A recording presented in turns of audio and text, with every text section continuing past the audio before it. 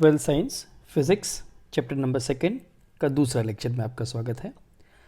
आज हम विभव के सूत्र प्राप्त करेंगे विभिन्न प्रकार के आवेशों के वितरण से, जैसे कोई बिंदुवत आवेश है, वैद्युत डाइपोल है या और भिन्न प्रकार के आवेशों के वितरण के कारण। सबसे पहला टॉपिक आज का, बिंदुवत विद्युत आवेश के कारण उत्पन्न विभव। यहाँ पर बिंदुवत वर्ड यूज़ किया, मतलब एक ही आवेश होगा। यहाँ पे अगर चित्र को देखें आप, तो चित्र में हमने ऐसा कल्पना कर ली है यहाँ कि एक बिंदुवत आवेश है, ये एक्स वाई एक्सिस के रिस्पेक्ट में उद्गम बिंदु पे रखा गया इस आवेश को। तो ये आवेश हमने उद्गम बिंदु मान लिया। कौन सा आवेश है? ये कैपिटल क्यू, ये पॉजिटिव है। हम एकांक धन विद्युत आवेश को इस अनंत अंतर से इस P बिंदु तक लाना चाहते हैं। अब अनंत अंतर से इस P बिंदु तक लाना है। इस P बिंदु का जो स्थिति सदिश है वो ये रहा, सदिश R। आप यहाँ तक लेके आएंगे तो छोटे छोटे मार्ग पसंद करेंगे, छोटे छोटे विस्थापनों को पसंद करेंगे। मार्ग कोई एक ही होगा, कोई भी मार्ग पसंद कर सकते हैं, क्योंकि मार्ग पर आधारित है नहीं, सिर्फ प्रथम, प्रारंभिक और अंतिम स्थान पर निर्भर है। हमने इसके पहले के लेक्चर में एक्सप्लेन किया था, एक बार आप फिर से देखना उस वीडियो को। हम ऐसा मान लेते हैं कि अनंत से आप P तक लाते समय एक बार ऐसी कल्पना करें कि P डैश बिंदु पर है, और इस P डैश बिंदु से इसको थोड़ा सा विस्थापन दिया हमने, कितना? डेल्टा R डैश जितना। तो इतनी दूर में कितना कार्य हुआ, पहले वो निकाल लेंगे और फिर पूरा का पूरा इसका समाकलन करके हम अनंत से लेके P तक की गणना कर लेंगे। तो चलिए स्टेप बाय स्टेप स्टार्ट करते हैं इसको। तो सबसे पहले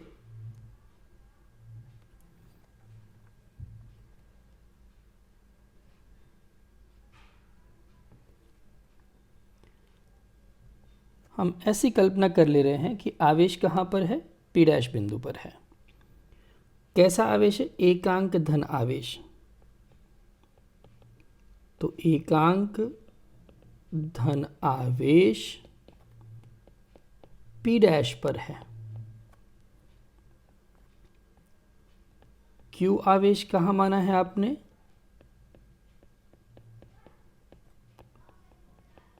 उद्गम बिंदु पर है।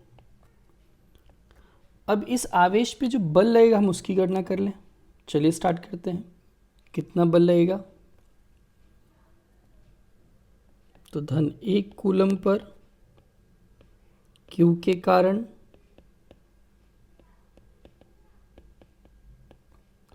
लगने वाला वैद्युत कौन सा बल होगा? अपाकर्षण।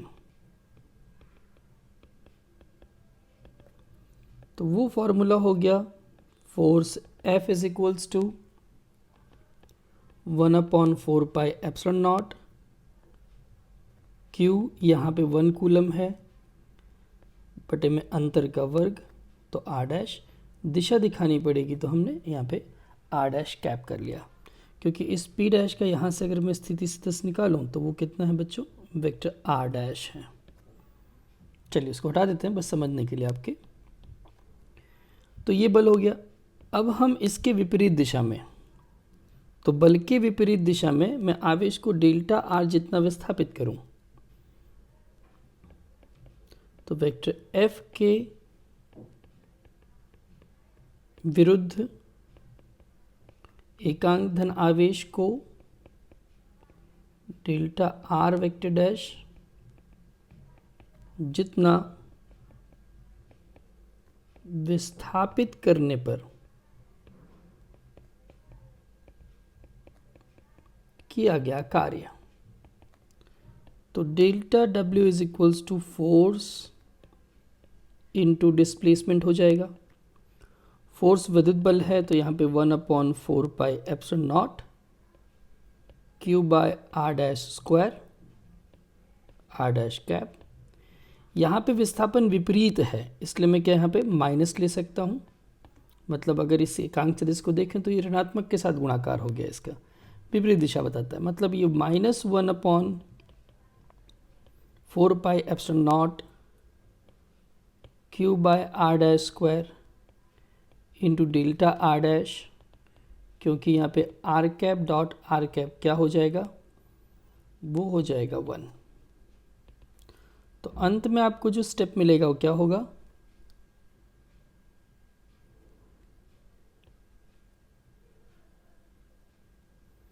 -1/4πε0 दिस वैल्यू डेल्टा डब्ल्यू। हम पूरे कार्य की बात करना चाहते हैं, कंप्लीट, मतलब कहाँ से कहाँ तक, अनंत से लेके आर तक। तो ऐसी स्थिति में हम इसका क्या करेंगे, समाकलन करेंगे। तो कार्य लिखा मैंने कहाँ से कहाँ तक, अनंत से लेके आर तक। इंटीग्रेशन करना पड़ेगा सारे स्टेप का, -1/4πε0 Q/r² था। अब डेल्टा को हम क्या कर देंगे, डी लिख देंगे, इट इज़ dr'। यहाँ पे अनंत से कहाँ तक, आर तक। -1/4πε0 तो कांस्टेंट रहेगा, Q भी कांस्टेंट होगा, उसको बाहर ले लिया मैंने। समाकलन में क्या रहेगा, सिर्फ r'², ऊपर ले गया तो माइनस हो गया। अब अगर इसको हम समाकलन करें तो क्या नियम है, घात में एक जुड़ता है तो -1 हो जाएगा, वही घात बटे में आती है। ये माइनस बाहर ले लूँ अगर मैं, कौन सा माइनस, ये वाला, अगर ये माइनस बाहर ले लेंगे तो ये प्लस हो जाएगा। तो यहाँ पे ये स्टेप लिख सकता हूँ मैं, Q/4πε0। इस स्टेप को यहाँ देखो नीचे ले आए तो प्लस हो गया, और ये इन्फिनिटी, ये Q/4πε0 अपर लिमिट रखा मैंने, फिर माइनस करके लोअर लिमिट। 1/∞ तो क्या होता है, 0। तो स्टेप क्या मिला, 1/4πε0 Q/r। आप चाहो तो इसको KQ/r भी लिख सकते हो। यहाँ पे एक टर्म बनता है कि किया गया यह कार्य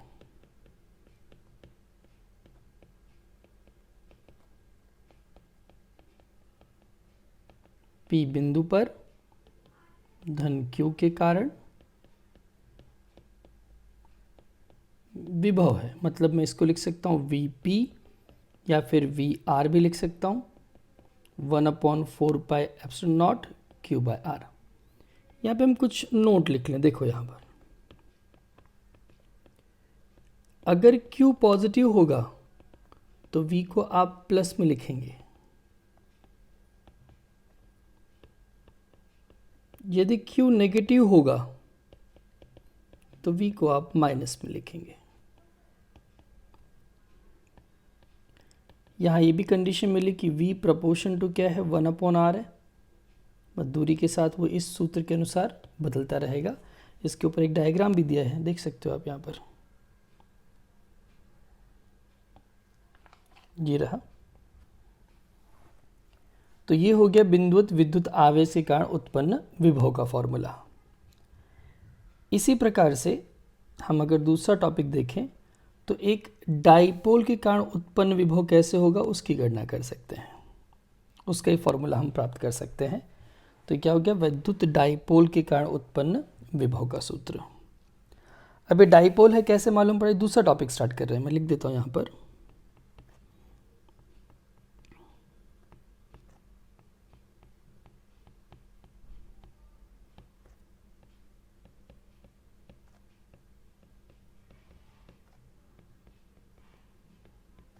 विद्युत डाइपोल के कारण उत्पन्न विभव।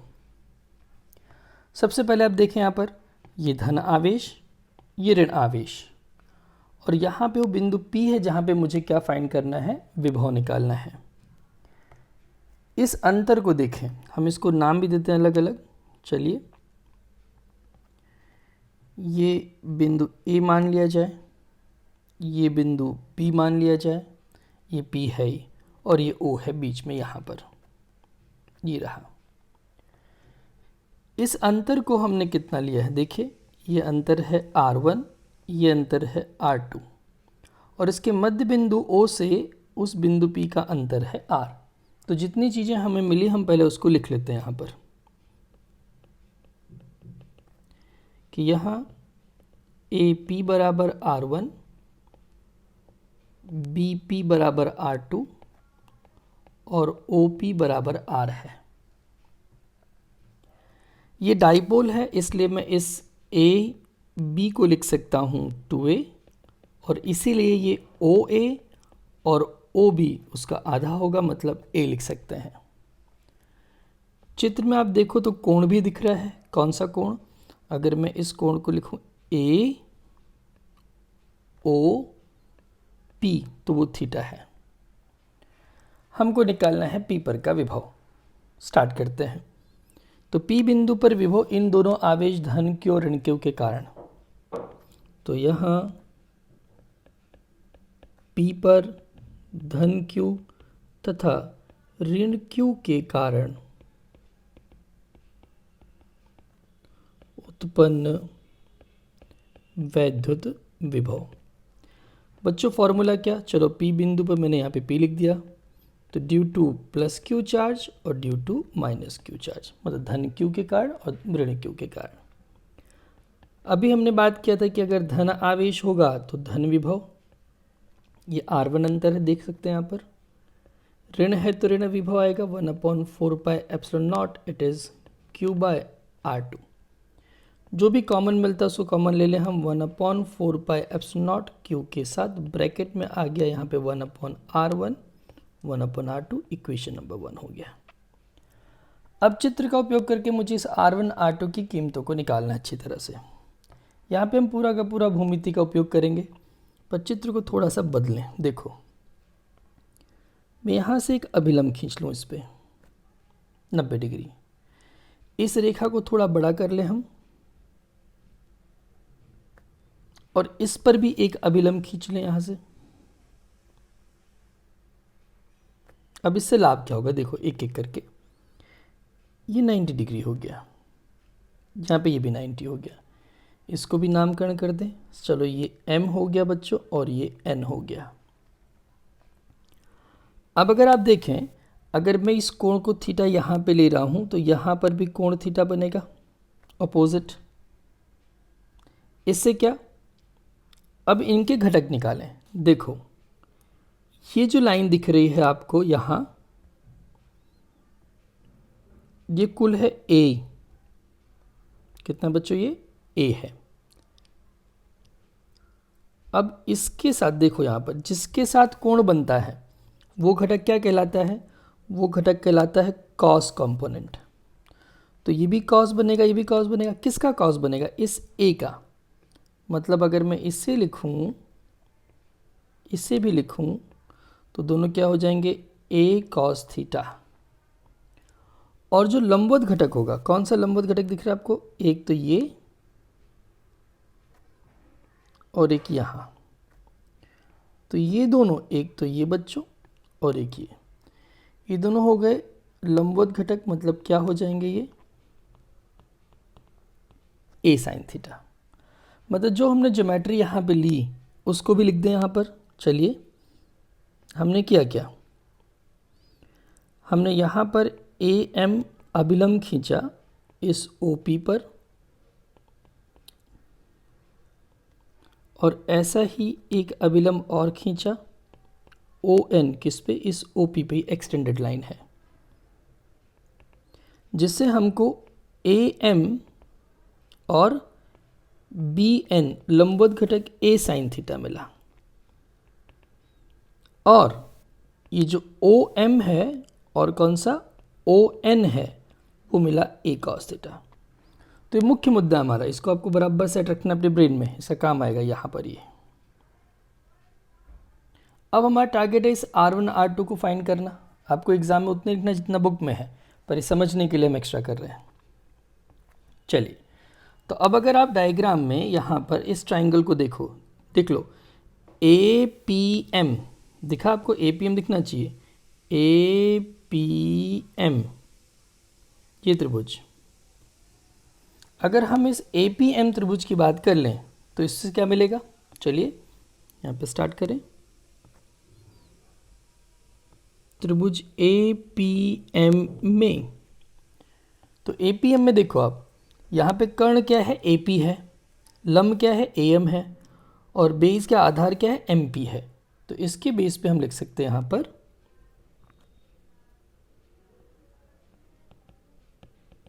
AP square is equals to AM square plus MP square.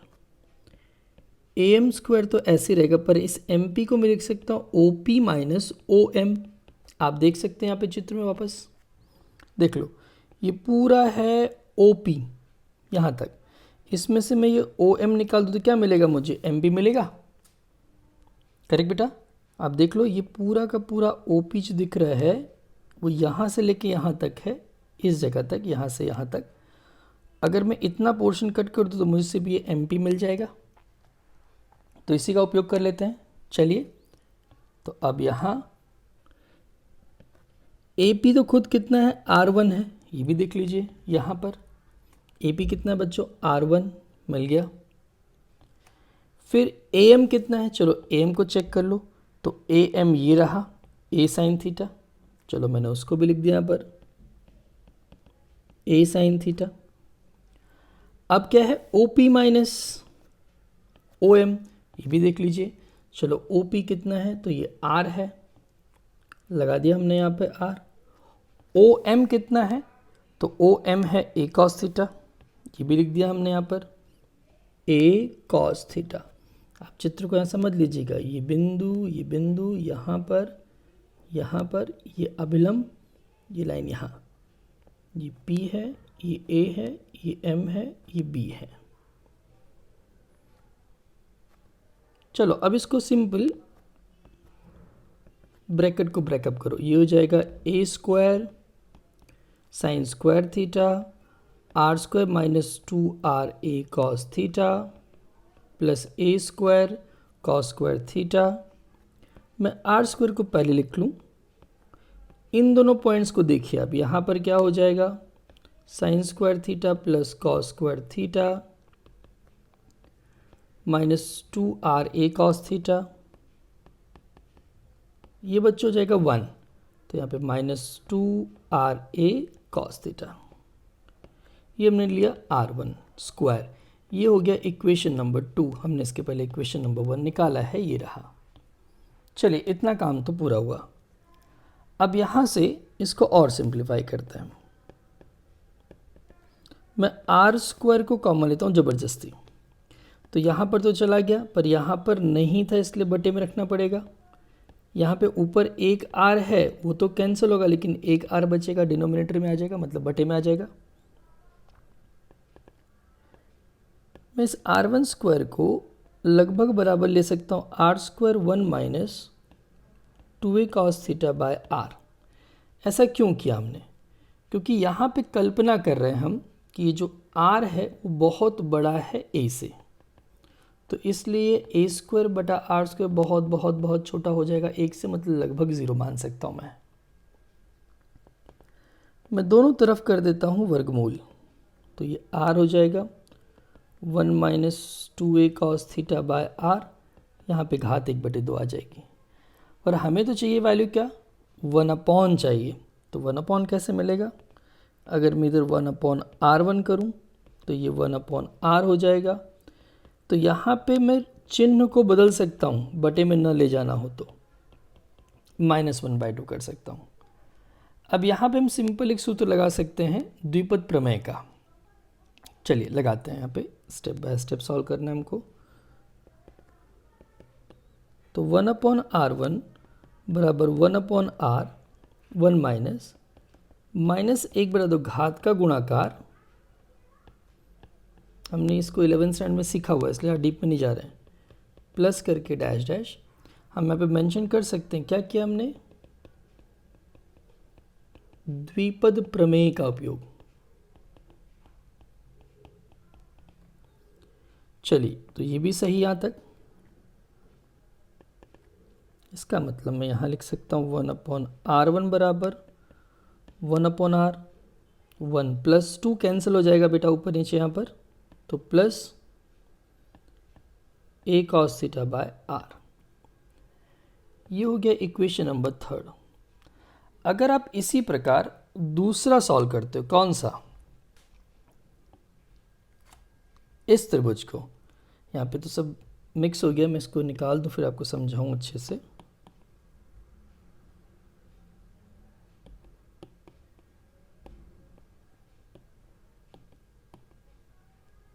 देखिए अब अगर यहाँ पर आप ये जो त्रिभुज मैंने बनाया था यहाँ पर एक अभिलंब लेके,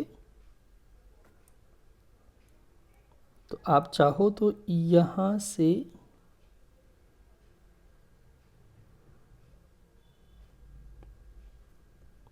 देख सकते हैं, तो ये पूरा टर्न, ये n है, ये p है, ये b था, तो इस त्रिभुज को करोगे तो यहाँ पे ये इतनी वैल्यू ऐड होगी। देखो यहाँ पर घटाई गई थी तो यहाँ पर ऐड हो जाएगी।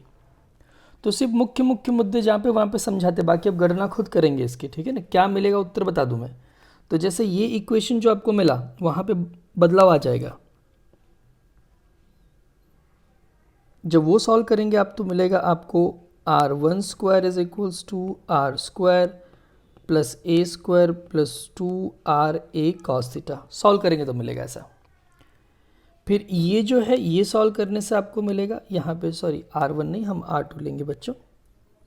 तो यहाँ पे क्या मिलेगा, 1/r2 is equals to 1/r1 minus हो जाएगा। सॉल्व करने से आएगा, आपको ट्राई करना है ये खुद। इक्वेशन नंबर 4 हो जाएगा। अब इन दोनों इक्वेशन का समीकरण नंबर 1 में उपयोग कर लें। चलो स्टार्ट करते हैं।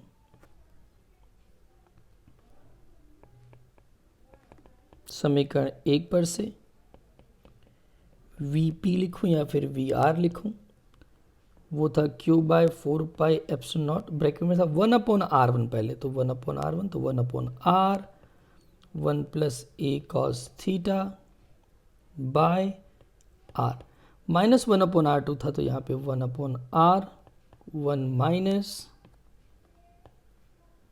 a cos theta by r। गणना करते हैं इसकी। Q/4πε0 ब्रैकेट में 1/r a cos theta by r square minus 1/r plus a cos theta by r square, ये दोनों कैंसिल। Q/4πε0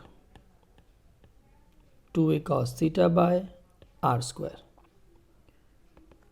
मैं यहाँ पर अगर मेंशन कर दूँ P वाला term, that P is equals to 2aq होता है, तो ये पूरा पोर्शन हो जाएगा बच्चों डाइपोल मोमेंट P। तो P cos theta by 4πε0 r। अगर मैं इसको सदिश रूप में लिखूं 1/4πε0 vector P by r square और डॉट r कैप कर दूं। मालूम है क्यों? क्योंकि वेक्टर P और यहाँ पे r कैप, अब ये r कैप का मैग्नीट्यूड 1 होता है, मतलब मैं इसको डायरेक्टली लिख सकता हूँ P cos थीटा। तो ये सूत्र हमारे पास बन जाता है। और यहाँ पे अगर नोटिस करें तो V समानुपाती क्या मिल रहा है, 1/r स्क्वायर मिल रहा है। अभी बिंदुवत के लिए आपने देखा था वहाँ पे 1/r था, उससे थोड़ा अलग मिलाइए। कुछ बातें और आती हैं, कुछ नोट लिख दूँ मैं आपको। अगर थीटा इज इक्वल्स टू 90 हो, मतलब यहाँ पर इस रेखा पर विषुवत पर, यहाँ पर तो विभव का मान कितना हो जाएगा, 0, क्योंकि cos 90 की वैल्यू क्या होती है, 0 होती है अगर मैं इस सूत्र इस फॉर्मूले में रखता हूँ तो। लेकिन अब अगर मैं लिखता हूँ थीटा बराबर 0, अब 0 का मतलब क्या हो गया कि ये धन आवेश ऋण आवेश, वो बिंदु P यहाँ पर है धन के पास, तो धन के करीब है, इसलिए उत्तर किस में आएगा, प्लस में आएगा 1/4πε0 P बाय r स्क्वायर। और तीसरा अगर थीटा लिख दूँ मैं कितना, 180 डिग्री, तो बच्चों ये धन Q ये ऋण Q और बिंदु P आएगा ऋण के पास, मतलब VR is equals to 1/4πε0 P by r square होगा। तो यहाँ पे दो मुख्य मुद्दे इसके बनते हैं। पहला कि V जो उत्पन्न हुआ, V यह मात्र R पर ही नहीं परंतु वेक्टर P तथा वेक्टर आर के बीच के कोण पर भी आधारित है। और दूसरा मुद्दा कि v समानुपाती क्या है बच्चों, 1/r² है। तो ये थ्योरी हमारी फिनिश हुई। यहाँ पर एक बार ध्यान से देख लें, वीडियो को भले रिपीट कर लेना, लिख लेना इसको, जहाँ डाउट पूछ सकते हो। अगला टॉपिक है हमारे पास आवेशों के निकाय के कारण। देखिए, अगर हम आवेशों के निकाय के कारण उत्पन्न विभव की बात करें तो कैसे सॉल्व कर सकते हैं इसको।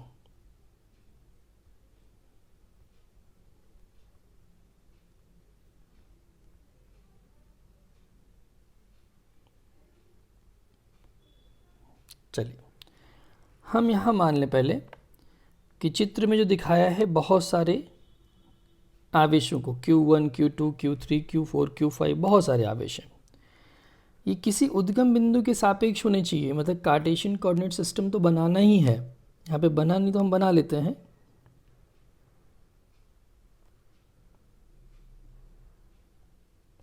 ज़रूरी नहीं बनाना, पर समझने के लिए आपके x, y, और हर एक आवेश का खुद का भी स्थिति सदिश है, ध्यान रखना। जैसे इसका रखना तो ये इसका हो जाएगा, ये दूसरे वाले का हो जाएगा।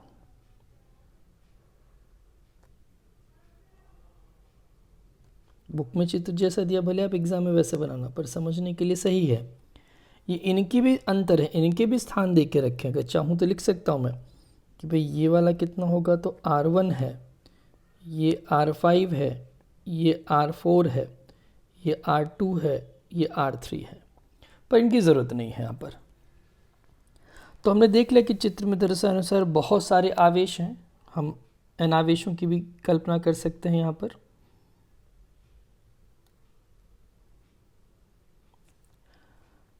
तो कोई बिंदु मान लिया गया है P, तो P बिंदु पर एक आवेश का विभव क्या होगा, बिंदु तो विभव हमको मालूम है। तो अगर हम नोटिस करें कि भाई पहला विभव P बिंदु पर, तो 1/4πε0 Q1/r P1 लिख सकते हो आप। दूसरे कारण विभव निकालोगे तो 1/4πε0 Q2/r P2 लिखेंगे आप, ऐसे सो ऑन। मतलब अगर P पर में जो कुल विभव निकालना हो तो सारे विभव का योग कर देंगे, जितने भी आवेश हैं। तो इसलिए अगर हम यहाँ पर विभव का फॉर्मूला लिखते हैं तो 1/4πε0 Q1/r P1, 1/4πε0 Q2/r P2, और ऐसे ही चलता रहेगा 1/4πε0 Q1/r Pn। 1/4πε0 कॉमन ले सकते हो आप, Q1/r P1, Q2/r P2, ऐसे कहाँ तक, तो Q1/r Pn। मैं चाहूँ तो उसको योग समेशन के फॉर्म में रख सकता हूँ, 1/4πε0 summation i running from 1 to n। मैं यहाँ पे QI लिख दूँ, RPI लिख दूँ। i का मतलब एक, कहाँ तक जाना, n तक। पहले एक एक रखेंगे, फिर 2 रखेंगे, फिर 3 रखेंगे, यानी इसके बाद यही स्टेप मिलने वाला है। तो ये हो गया आवेशों के निकाय के कारण उत्पन्न विभव। अब आवेशों के निकाय का अलग तरह से वितरण हो सकता है, और भी तरीके हैं उसके। जैसे अगर मैं किसी शेल की बात करूं, मतलब कोई कवच की बात करूं,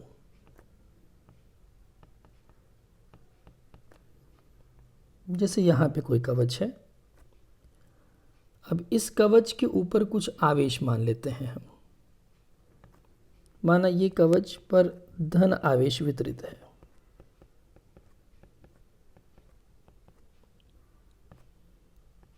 इससे अनंत दूरी से यहाँ से आप कोई आवेश लाने की कल्पना कर रहे हैं, ये अनंत अंतर है।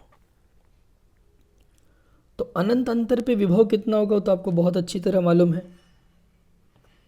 बोलिए कितना हो जाएगा अनंत अंतर पे विभव, तो v बराबर 0 होगा। माना आवेश को आप यहाँ तक लेके आ गए और ये अंतर यहाँ से है r,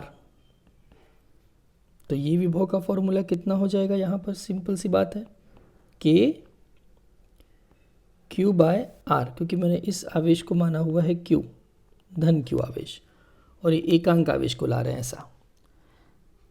इसका हमने जो त्रिज्या मान के रखी वो कैपिटल R है।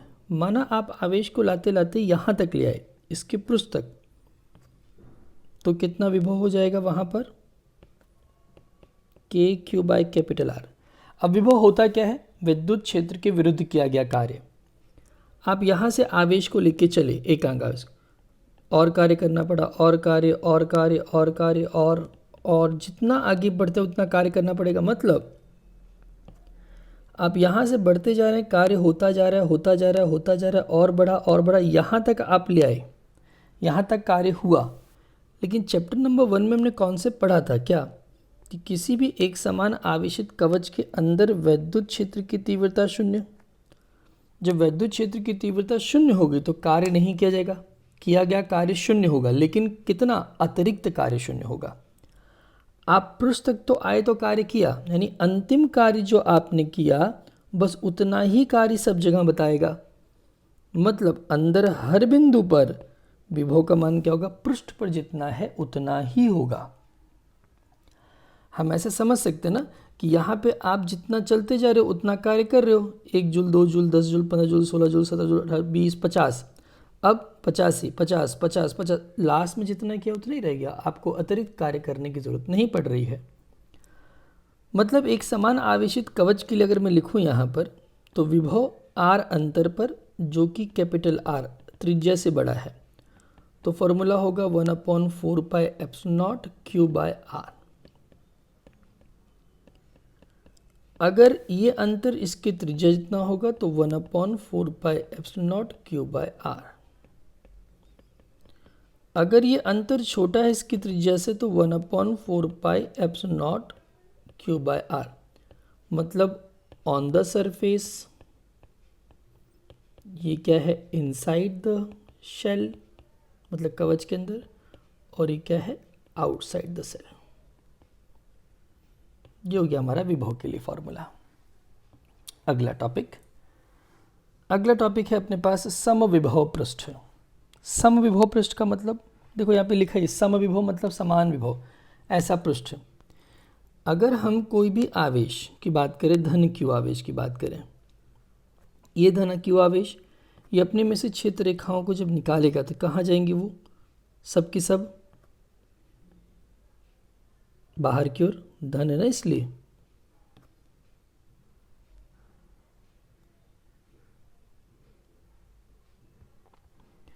धन आवेश के हिसाब से सारी की सारी क्षेत्र रेखाएं कहाँ जाएंगी?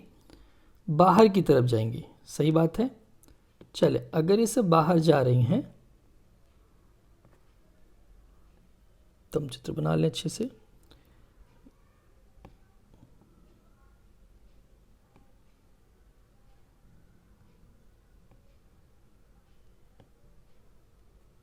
सब ऐसे निकलेंगी।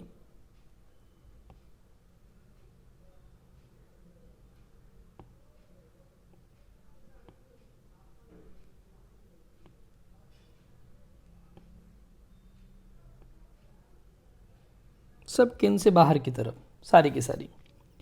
तो अगर मैं किसी बिंदुवत आवेश को केंद्र मानकर बहुत सारे गोले खींच दूं तो सब पे पृष्ठ विभव का मान समान मिलेगा। जैसे समझो, यहाँ से इसका अंतर ले लिया मैंने r, ये r अंतर है, तो यहाँ पर विभव क्या हो गया?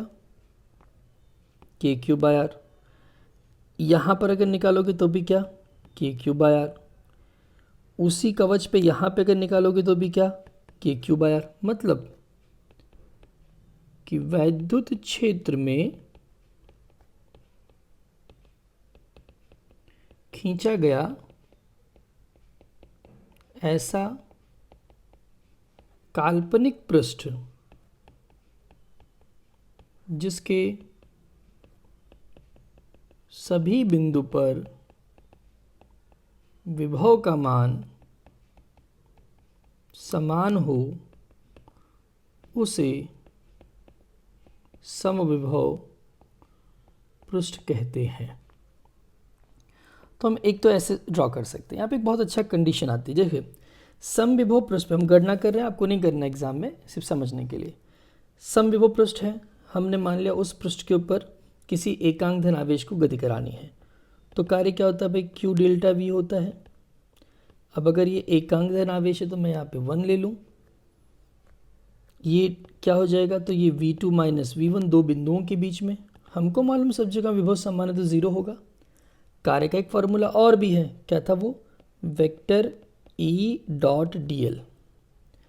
मैं मान लूँ यहाँ पर इन दोनों के बीच का अंतर बहुत कम, इसलिए समाकलन हटा दिया मैंने बिंदुओं के बीच का। मैं इसको लिख सकता हूँ E D L cos theta बराबर 0, माइनस आता है बच्चों यहाँ पर। अब ई तो शून्य हो नहीं सकता, विस्थापन भी आपने किया तो ये भी शून्य नहीं हो सकता, बचा कौन, कॉस थीटा। थीटा क्या बन गया बच्चों, 90 डिग्री। अर्थात कि कोई भी समविभव पृष्ठ पे किसी भी बिंदु पे अगर आप देखें, जैसे चित्र में देखो इस बिंदु है, तो उस बिंदु के ऊपर हमेशा ये विद्युत क्षेत्र क्या होगा, लंबवत होगा हमेशा। मतलब vector E is perpendicular to D L. तो आप कहीं पर भी समविभव पृष्ठ खींच सकते हो, बस ध्यान रखना है कि विद्युत क्षेत्र के लंबवत होना चाहिए वो पृष्ठ। तो देख लो यहाँ पर यही चित्र आप देखिए, तो यहाँ पे ये पृष्ठ को अगर मैं यहाँ पे बताऊँ, आपको समझाऊँ, इसको आप एक्स अक्ष मान लीजिए, ये वाई मान लीजिए, ये जेड मान लीजिए। तो अब अगर आप देखें तो ये एक्स अक्ष है, ये वाई है, ये जेड है। तो जो समतल बना कौन सा, वाई जेड में, वो क्या हो गया, समविभव हो गया, क्योंकि वो एक्स के क्या है, लंबवत है बच्चों। इसी प्रकार अगर मैं डाइपोल लूँ तो उससे बनने वाले समविभव पृष्ठ ऐसे होंगे, और दोनों धन ले लें तो उससे बनने वाले समविभव पृष्ठ इस तरह से मिलते हैं। एक छोटा सा टॉपिक और है, अच्छा सा है, ये भी सीख लें।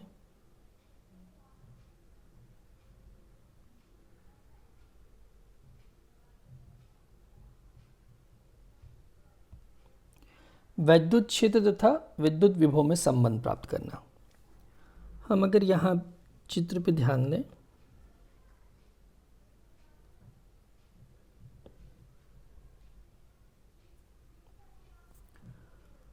तो चित्र में आपको दिख रहा है कि दो पृष्ठ हैं, एक पृष्ठ का नाम है A और दूसरे पृष्ठ का नाम है B। A पर का विभव V है और B पर का विभव V प्लस डेल्टा V है, डेल V या डेल्टा V है। B पे हमने एक बिंदु मान के रखा है P। वो बिंदु इस समविभव पृष्ठ A से कितने अंतर पे है, डेल्टा L अंतर पर है। अब यहाँ पे समझो कौन कौन से स्टेप्स हमको बराबर ध्यान से देखने हैं कि कौन कितने पृष्ठ, यहाँ पे दो पृष्ठ देके थोड़ा बड़ा कर दूँ, समझो यहाँ पे कितने पृष्ठ देके रखें बच्चों, दो पृष्ठ दिए हैं। एक पृष्ठ का नाम क्या है, A है, दूसरे पृष्ठ का नाम क्या है, B है। A पर का विभव कितना है, कैपिटल V है, और B पर का विभव कितना है, that is V plus delta V। तो ये डेल्टा V क्या है, डेल्टा V है विद्युत क्षेत्र E की दिशा में V में होने वाला परिवर्तन।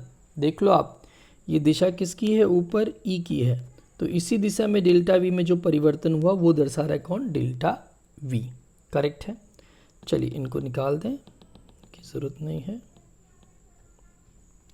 अब गणना शुरू करते हैं हम एक एक करके।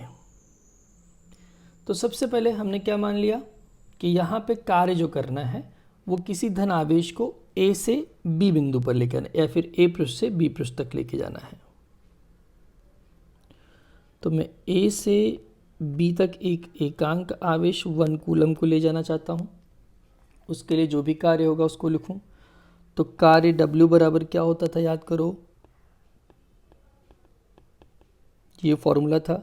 बहुत छोटा अंतर है इसलिए समाकलन हटा दो। विद्युत क्षेत्र को दिखाना तो उसको मॉड कर दो तो वो भी निकल जाएगा, ये हो जाएगा फॉर्मूला अपना।